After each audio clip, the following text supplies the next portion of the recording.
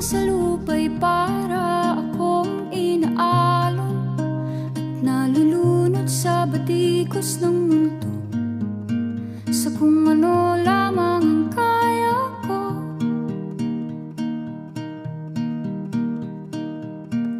Bigang-biga na sa mga problemang di masolusyonan agad, parang wala nang bukas. Pwede bang umiwas?